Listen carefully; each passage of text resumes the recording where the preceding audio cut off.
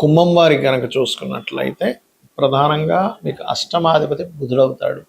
బుధుడు శివుడే మీ లగ్నానికి పంచమాష్టమాధిపతి. అయితే ఈ పంచమాష్టమాధిపతి శుభుడైనందుకు మంచి ఫలితాలు ఉంటాయి, మంచి తెలివితేటలు బాగా కలిసి రావడం ఇస్తాడు. కానీ ఇక్కడ మనం అర్థం చేసుకోవాల్సింది ఏంటంటే ఈ అష్టమాధిపతి ఎలా ఉన్నాడు, బాగుంటే షేర్ మార్కెట్లో కలిసి రావడము, వ్యాపారాల్లో కలిసి రావడం ఇవన్నీ ఇస్తాడు, ఫ్రెండ్స్ వల్ల కలిసి రావడం.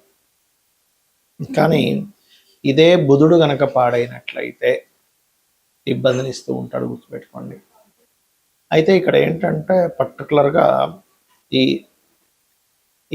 పాడైనప్పుడు ఎటువంటి ఫలితాలు, బాగుంటే ఎటువంటి ఫలితాలు, ఏ పరిహార మార్గం చేసుకోవాలి అనేటువంటి అంశాలు చెప్తుంది నేనైనప్పటికీ చెప్పిస్తుంది సాక్షాత్ లలిత అమ్మవారిగా భావిస్తూ ఆ లలితాంబిక అమ్మవారి యొక్క అనుగ్రహం మీకు పరిపూర్ణంగా కలగాలని మనస్ఫూర్తిగా కోరుకుంటూ, ఇక్కడ ఎప్పుడైతే ఈ బుధగ్రహం బాగుంది అనుకోండి, షేర్ మార్కెట్ వ్యాపారాల్లో బాగా కలిసి రావడము, ఫ్రెండ్స్ సహకారం ఉండడము, సంతానం యొక్క సహకారం ఉండడము, ఈ వ్యాపారాల్లో సంతానం చక్కటి విద్యావంతులు అవడం, ఇవన్నీ ఇస్తాడు కుంభలగ్నానికి.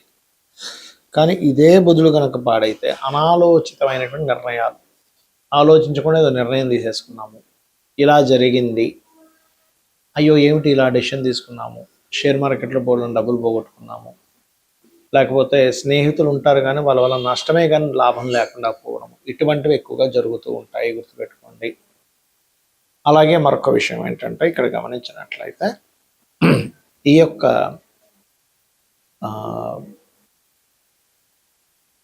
బుధుడు పాడయ్యాడు అనుకోండి, పెరాలసిస్ కూడా వస్తూ ఉంటుంది కొంతమందికి, చర్మ వ్యాధులు రావడం, చర్మం మండడం ఇట్లాంటివి జరుగుతుంది. అందుకని ఏం చేయాలి, విష్ణు సహస్రనామాలు పఠనం లేదా లలితా సహస్రనామాలు కూడా చేసుకోవచ్చు చక్కగా, అందులో ఎటువంటి సందేహం లేదు. అలాగే గోవులకి గోంగూర తినిపించడము. బుధుడు కనుక పాడైతే ఒక డెసిషన్ తీసుకునేటప్పుడు 1-4 సార్లు ఆలోచించి డెసిషన్ తీసుకోవడం చేయాలి, గుర్తుపెట్టుకోండి. అలాగే మరొక విషయం ఏంటంటే ఇక్కడ గమనించినట్లయితే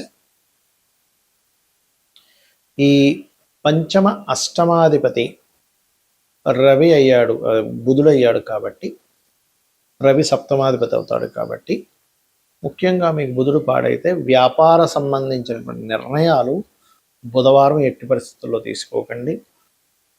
మరియు ఎక్కడైనా దూర ప్రాంతాలకు వెళ్ళేటప్పుడు గ్రీన్ కలర్ అవాయిడ్ చేయాలి. ఒకవేళ అష్టమాధిపతి కనుక పాడైతే ఏమవుతుందంటే దూర ప్రాంతాల ప్రయాణాల్లో మీరు ఎప్పుడైతే గ్రీన్ ధరిస్తారో అది ఏం చేస్తుందంటే, పాడైతేనే బాగుంటే మళ్ళీ ధరిస్తేనే మంచిది, అప్పుడు ఏమవుతుంది యాక్సిడెంట్ ప్రోన్ అయ్యే ఛాన్సెస్ ఎక్కువగా ఉంటాయి.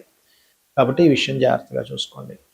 ఇక మీరు పెసలు దానంగా ఇవ్వడము, లేదా బుధుడు ఏ గ్రహాలతో పాడవుతాడో కుజుడు ద్వారా పాడవుతాడు అంటే మార్స్ డిఫరెంట్ ఎనర్జీ, కేతువు డిఫరెంట్ ఎనర్జీ, లేదా పాపగ్రహం నీచబడ్డ గ్రహం, ఆ గ్రహానికి కూడా దానం ఇవ్వాలి. ఇక్కడ ఒక్కొక్క లగ్నానికి అష్టమాధిపతి శుభుడైతే కొన్ని లగ్నాలకు అష్టమాధిపతి పాపవుతాడు. ముందుగా తీసుకుంటే కనుక మేషానికి శుభుడవుతాడు, కానీ వృషభానికి పాపవుతాడు. ఎందుకంటే లగ్నాధిపతి శుక్రుడైతే అష్టమాధిపతి గురువు, అంటే లగ్న అష్టమాధిపతులు వ్యతిరేక వాళ్ళైతే పాపులు అవుతారు, సింపుల్గా చెప్పాలంటే. ఈయనేమో శుక్రుడేమో మనకి దేవతలకి గురువేమో రాక్షసులకు గురువు శుక్రుడు, గురువేమో దేవతలకు గురువు, కాబట్టి అది వ్యతిరేక ఫలితాలు. మిథునానికి అష్టమాధిపతి శుభుడు అవుతాడు మళ్ళీ, ఎందుకంటే అష్టమ భాగ్యాధిపతి. దీన్ని ఎలా రిఫైన్ చేస్తాము అంటే లగ్న పంచమ భాగ్యాధిపత్యం కనుక వస్తే ఏ భావానికైనా వాళ్ళు శుభులు అవుతారు, ఇది మెయిన్గా గుర్తుపెట్టుకోండి. సో మిథునానికి అష్టమాధిపతి శుభుడు, కర్కాటకానికి పాపి, సింహానికి శుభుడవుతాడు, కన్యకి పాపి అవుతాడు, ఎందుకంటే కన్యా లగ్నానికి బుధుడు లగ్నాధిపతి అయితే అష్టమాధిపతి కుజుడు, తులా లగ్నానికి లగ్న అష్టమాధిపతి శుక్రుడు శుభుడే అవుతాడు. మరియు ఇక్కడ ఈ యొక్క వృశ్చిక లగ్నానికి పాప అవుతాడు, ఎందుకంటే కుజుడు బుధుడు అవుతాడు కాబట్టి. ధనుర్లగ్నానికి న్యూట్రల్గా ఉంటుంది, ధనులగ్నానికి మకర లగ్నానికి న్యూట్రల్, కాకపోతే పాపే ఇక్కడ కొంచెం. కాకపోతే రవిచంద్రుల విషయంలో పరాశర మహర్షులు వారు చెప్పినటువంటి అంశం ఏమిటంటే అష్టమాధిపత్యం కనుక రవిచంద్రులకు వస్తే కనుక వాటిని పాపులుగా తీసుకోవడానికి వీల్లేదు, ఎందుకంటే తల్లిదండ్రులుగా చెప్తుంటారు కాబట్టి రవిచంద్రులు. అలాగే కుంభలగ్నానికి శుభుడవుతాడు అష్టమాధిపతి, ఎందుకంటే పంచమాధిపత్యం వచ్చింది కాబట్టి బుధుడికి. కుంభలగ్నాధిపతి శని, పంచమ అష్టమాధిపతి బుధుడయ్యాడు కదా. అదేవిధంగా మీన లగ్నానికి అష్టమాధిపతి పాపవుతాడు. మరి అష్టమాధిపతి పాపి అయితే అదృష్టం ఉండదా అని ఒక సందేహం కలుగుతుంది. అలా కాదు. అష్టమాధిపతి ఏ రాసుల్లో ఉన్నాడు, ఆయన మీ లగ్నానికి శుభుడైనా పాపైనా కూడా శుభత్వాన్ని అధికంగా పొందితే ఆయన శుభత్వాన్ని ఇస్తాడు. పాపత్వం వచ్చినప్పటికీ, ఆధిపత్యం పాపాధిపత్యం వచ్చినప్పటికీ శుభ సంబంధమైన సంబంధాలు కలిగి ఉన్నప్పుడు ఆయన శుభ ఫలితాలు ఇస్తాడు. ఎందుకంటే ఆకస్మికంగా ఎదగడం అనేటువంటిది 12 లగ్నాల వాళ్ళకి ఉంటుంది. 12 లగ్నాల్లో మనం మేషం నుంచి మీనం వరకు పుట్టిన వాళ్ళందరికీ కూడా ఆకస్మికంగా కలిసి వస్తుంది. అదే మేషం నుంచి మీనంలో పుట్టినటువంటి వాళ్ళలో మీకు శుభుడైన ఆకస్మికంగా నష్టపోయిన వాళ్ళు ఉంటారు. అంటే దీని అర్థం ఏమిటి? మీకు శుభుడే కానీ ఆయన నష్టం కలిగిస్తున్నాడా, లాభాన్ని కలిగిస్తున్నాడా? ఎలా అంటే ఒక వ్యాపారం నడుపుతున్నాం, ఆ వ్యాపారంలో తండ్రి కూర్చుంటాడు కౌంటర్ మీద, దాని తర్వాత కొంతసేపు అతనికి రెస్ట్ ఇవ్వడం కోసం కొడుకు వెళ్ళి కూర్చుంటాడు. కానీ కొడుకు యొక్క బుద్ధి కనుక అక్కడ ఉండేటువంటి కౌంటర్లో ఎంతో కొంత ధనాన్ని తీసుకుని వెళ్ళి ఎంజాయ్ చేయడమో, వ్యసనాలకు గురైనప్పుడు కొడుకు సొంత కొడుకైనప్పటికీ అక్కడ ఉండేటువంటి ధనాన్ని అపహరించుకు వెళ్ళి కొన్ని వీక్నెస్ల వల్ల అతను ఆ యొక్క వ్యాపారానికి నష్టం వచ్చేలాగా ప్రవర్తించవచ్చు. ఎందుకు అంటే అక్కడ సొంత కొడుకే, అంటే లగ్నానికి శుభుడే అష్టమాధిపతి కనుక నష్టం కలిగించే బుద్ధి ఆ అధిపతికి పాడైపోయింది, ఆ అధిపతి పాడయ్యాడు. అలాగే ఇప్పుడు ఎవరైనా పని వ్యక్తిని మనం పెట్టుకున్నాం, ఉదాహరణకు ఒక అసిస్టెంట్ని పెట్టుకున్నాం, అసిస్టెంట్ చాలా నిజాయితీ పరుడు అనుకోండి, వాడు రూపాయి ముట్టుకోడు పాప అయినప్పటికంటే దీని అర్థం ఏమిటి?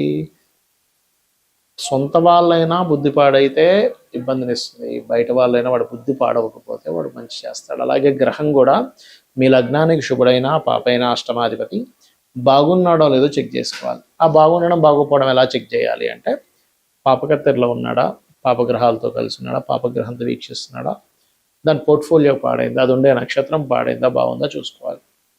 దీన్ని డివిజనల్ చార్ట్స్ అంటారు. అంటే వర్గ చక్రాల్లో ఎక్కడైనా పాడైతే కూడా దీని యొక్క ప్రభావం ఆ రకంగా ఇస్తూ ఉంటుంది, గుర్తుపెట్టుకోండి. అదేవిధంగా మరొక విషయం ఏంటంటే ఇక్కడ గమనించినట్లయితే వీటితో పాటు అష్టమ స్థానంలో మీ లగ్నానికి శుభుడైనటువంటిది ఏదైనా గ్రహం వచ్చి కూర్చున్నా అష్టమం బాగుపడ్డట్టే. ఇవి రూల్స్. అయితే అష్టమం అనేటువంటిది అదృష్టము, మీ యొక్క పూర్వజన్మ పుణ్యాన్ని విత్డ్రాల్ చేసుకునేటువంటి స్థానం అష్టమం. 9వ భావం మనం భాగ్యభావం అంటాం, భాగ్యాన్ని విత్డ్రాల్ చేసుకునేది అష్టమం. కాబట్టి ఎవరైనా రాజకీయాల్లో బాగా రాణించాలన్నా, లేకపోతే లాటరీ కొట్టామండి అంటూ ఉంటారు, లాటరీ కొట్టాలన్నా, ఒక నిధి దొరికిందండి అనాలన్నా, వీటన్నిటికీ కూడా అష్టమమే ముఖ్య కారణము. అందుకని మీరు పూజ చేస్తున్నామండి ఫలితం రాలేదు, అష్టమం పాడైంది, అక్కడ భాగ్యంతో పాటు అష్టమం కూడా పాడవుతుంది, పంచమం పాడవుతుంది. కొంతమంది కాన్సన్ట్రేషన్ ఎందుకు చేయలేరంటే అది కారణం. కాబట్టి మీరు ఏం చేయాలంటే అష్టమీ చంద్ర విభ్రాజ అలికస్థల శోభితాయే నమః, ఈ మంత్రము కూడా మీకు అద్భుతంగా పనిచేస్తుంది. అదృష్టం అనేది లేకపోతే ఎలా ఉంటుందంటే దగ్గర దాకా వెళ్ళి మిస్ అవుతుంది. చూడండి, కొన్ని మనం సినిమాల్లో చూస్తూ ఉంటాం, సినిమా హీరోల్లో కూడా చూడండి, ఏ బ్యాక్గ్రౌండ్ లేదండి కానీ వచ్చేసి హిట్ అయిపోయి పెద్ద హీరో అయిపోయాడంటే అంటూ ఉంటాం. పెద్ద బ్యాక్గ్రౌండ్ ఉంది, తండ్రి చిన్నాన్నలు అందరూ డైరెక్టర్లు ప్రొడ్యూసర్లు ఉండి కూడా సక్సెస్ అవ్వలేకపోతుంటాడు. దాన్ని అదృష్టం అంటాం. అసలు ఎప్పుడూ కొననటువంటి వ్యక్తి ఎప్పుడూ లాటరీ కొంటే టక్కన వాడికి కలిసి వస్తుంది. అసలు ఎప్పుడు నేను వెళ్తా అనుకోలేదండి గవర్నమెంట్ జాబ్లోకి, ఫ్రెండ్ ఏదో సరదాగా వెళ్ళాడు, ఫ్రెండ్తో పాటు నేను ఏదో సరదాగా అప్లికేషన్ పెట్టాను, గవర్నమెంట్ జాబ్ వచ్చేసింది అంటే. అలా కాకుండా మరి కొంతమంది కొన్ని సంవత్సరాల తరబడి పాపం ఎంతో కష్టపడితే కానీ రాదు కొంతమందికి, దీన్నే అదృష్టం అంటారు. ఆ అదృష్టం అనేది పంచమ లాభ భాగ్యాలతో పాటు అష్టమ స్థానం కూడా సంబంధం కలిగి ఉంటుంది. బికాజ్ ఆఫ్ పూర్వజన్మ పుణ్యం విత్డ్రాల్ ప్లేస్ కాబట్టి నేను ఇందాక చెప్పినటువంటి ఓం అష్టమి చంద్ర విభ్రాజాలిక స్థల శోభితాయ మహామంత్రం చేసుకోవడం. మరి కొంతమందికి ఇప్పుడు మనం చెప్పుకున్నాం ఏది నిధులు దొరుకుతుంటాయి ఎలాగా అంటే పూర్వజన్మల్లో వాళ్ళు ఒక ఊరంతా ఏదో ఇబ్బందులో పడితే వాడి దగ్గర ఉన్నది మొత్తం సర్వస్వం కూడా దానం చేసిన వాడి వ్యక్తి అయి ఉంటాడు. లెక్క కట్టకుండా ఇప్పుడు నేను ఈ దానం చేస్తే నాకేంటి లాభము అని చెప్పి లాభాపేక్ష చూసుకోకుండా అవతల వాళ్ళు ఇబ్బందుల్లో ఉన్నారు కదా, ఆ ఇబ్బందుల్లో ఉండేటువంటి వారికి ఏదో ఒకటి సహాయం చేయాలనే భావనతో చేయడం అనేటువంటిదే మీకు అక్కడ ఫలితం ఇస్తుంది. ఇది పాటించండి, ఖచ్చితంగా మీరు అదృష్టాన్ని పొందుతారు. శ్రీమాత్రే నమః.